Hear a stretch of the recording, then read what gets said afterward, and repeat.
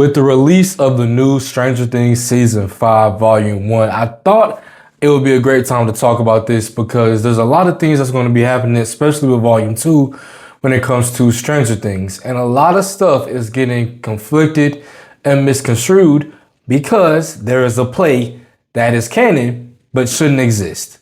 So we're going to talk about that and why I think it's a bad thing for the Stranger Things play to even be a thing. So cue the intro.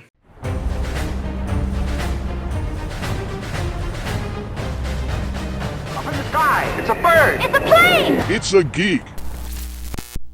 Before I start my main points, I think the most negative thing about the Stranger Things play is the fact that it's actually canon. The second worst thing is the fact that it's only accessible in like 1 or 2 cities. I think you can only see it in New York or either London. The play is kind of separating 2 different things because what the play did is essentially rewrote some of the stuff when it comes to Vecna and made it to where we have in Stranger Things, the Netflix series, Vecna is portrayed one way, but in the play, he's portrayed a different way. So before I get to my points, I have a few screenshots of Twitter. This is one screenshot right here where someone is saying Henry is all controlled by the Mind Flayer, and this person is saying what's annoying is that this information isn't widely known to the audience because of that dang play is so inaccessible to the general public. That's the first thing. Someone says here, Stranger Things Season 5 spoilers. Didn't Henry spend his childhood in the lab with Papa? How does he have a memory of being in school at the same time as Joyce? Another thing. And I have here a screenshot of someone saying, what is this play everyone keeps referring to? Like an actual stage play that people could only see if it was in your country or city? That's the funny part about this. A lot of people don't even know that a play even exists. Because it's one thing for the Duffer Brothers or whoever was over the play to say, you know what, we're going to have a play that goes in detail for Henry's backstory. But it's another thing to say, we're going to have that play that goes in detail for Henry's backstory that's also canon. But we're also going to make sure like 95% of our audience can never see the play. But it's going to be canon. So the stuff in that play is canon to Season 5 and actually it's canon to everything. Here's the thing. Now I'm going to go to, before I get my points again, I'm going to go to One Piece for a minute. This is why it's so hard for people to do this thing where they go and rewrite something and it's like, oh, I always meant to do that. If you look at how Oda does with One Piece, you can tell he's had the story planned out for a decade, probably even longer, because everything makes sense.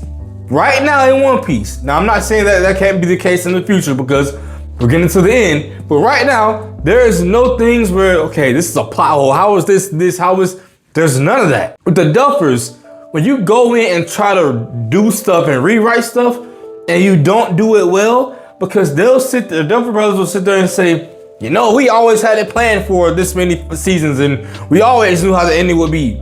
But you can see by how they executed this stuff that just isn't the case. But let's get to my point. First point, as I kind of talked already, most fans will never ever see the play. It only exists in 2 places. It's a Broadway play. You have it in Broadway and you have it in London. And I watched a video where they kind of explained the play. I'll link it below. The dude even said the Broadway play is a SparkNotes version of the London play. So even if you see the goddamn the Broadway play, there's still different versions because you got the Broadway one, then you have the London one. But you don't even know which one is canon. That's the bad part. So if it's going to be canon, again, it needs to be something that everyone can watch. Or better yet, you should have had it be a Netflix special or something to where we understand what the heck is going on, to where everybody's on the same page. Because now you have people like me who is like, okay, well, this doesn't add up to this. How are y'all saying this? And then you'll have people on Twitter, well, it was in the play. Well, they did that in the play. And I'm like, dude, where's the play? You can't find the play online? I had to watch a video of someone explaining the play. We actually went to London and New York to see the goddamn play. So here was the beauty about Season 4. I already have issues with Season 5. One of the issues being the time skip, because the Season 4 ended the way it ended with the world splitting and then they kind of just covered it up with the metal sheet paper, whatever.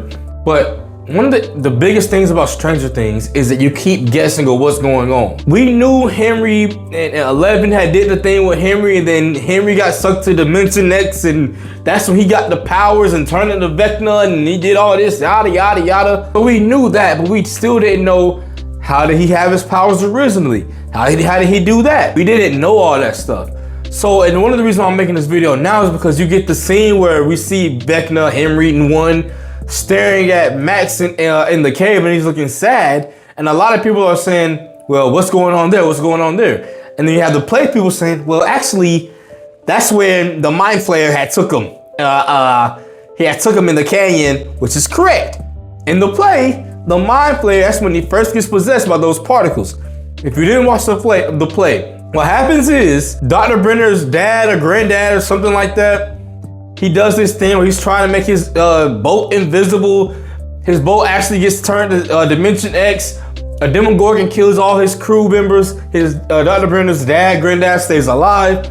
He gets the Mind Flayer particles inside of him, and somehow the particles escape, and they get locked up in this jar. Y'all watch the video. I'm doing a bad job explaining it. They get locked up in this jar thing, and then Henry opens the jar, and then that's when he gets the particles inside of him.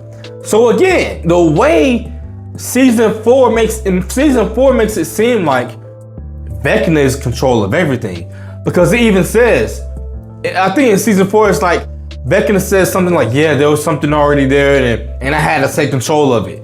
But no, the play makes it seem like the Mind Flayer has always been in control of everything.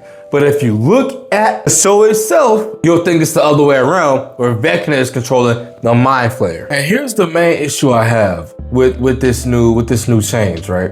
The main issue I have is the play, and we'll see if they kind of explain it in the later volume. The play kind of makes it to where Vecna isn't really a bad guy. He's not just an evil person. He actually is being controlled by the Mind Flayer. So to me, it takes away from who Vecna is. It's like we're going back, right? At first, it's the Mind Flayer. Then we get Vecna. So we're like, okay, Vecna is the real big bad. But in my head, it doesn't make sense for us to go back and be like, well, actually, the Mind Flayer is really the big bad.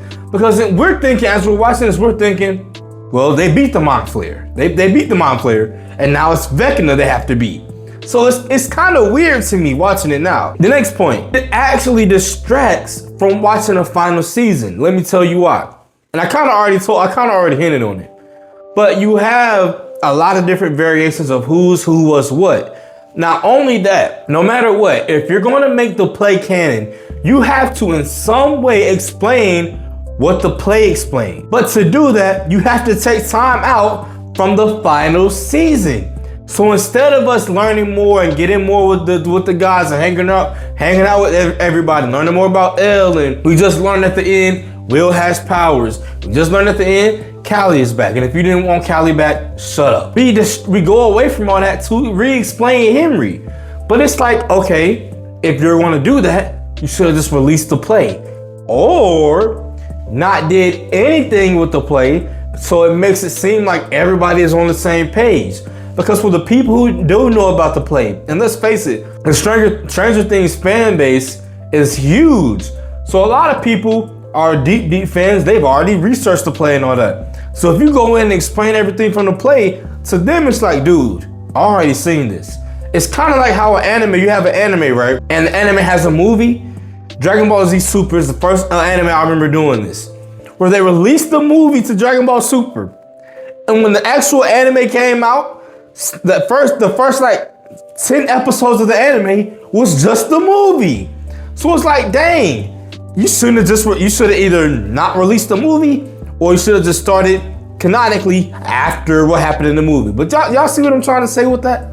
So I feel like that's where they should have went with that when it comes to Vecna and Henry's origin. All I'm saying is, when you waited 5 years for something, you don't want noise from Twitter and people, and not Twitter isn't real, but you don't want noise from people on Twitter going back and forth. No one really knows what the heck is even real, because the play and the show contradict themselves in some way.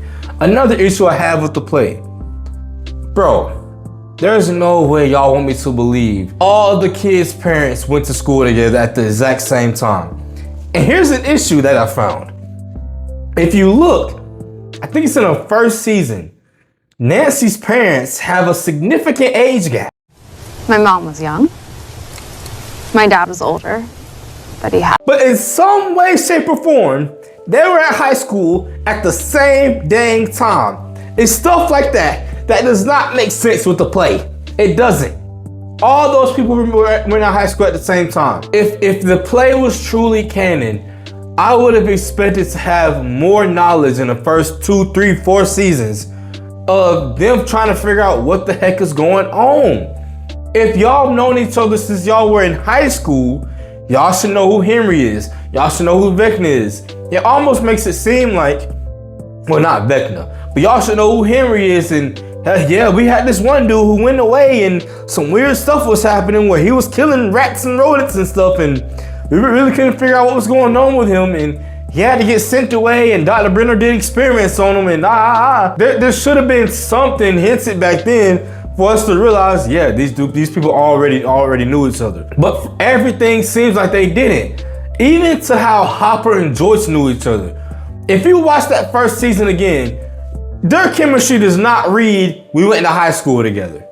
And actually, we kind of liked each other in high school. It does not read like that at all. I don't know, bro. What do y'all think about the play? Should they have created a play? And if so, should they have released it on Netflix? Or do you think they should have done a prequel after everything had been done before, the whole show? What do you think? Leave your comments down below and let me know your thoughts. If you love the video, like the video. If you don't love the video, share the video on the road to 600 subscribers. I appreciate if you like my content, share my content. Without further ado, I'm out. Peace.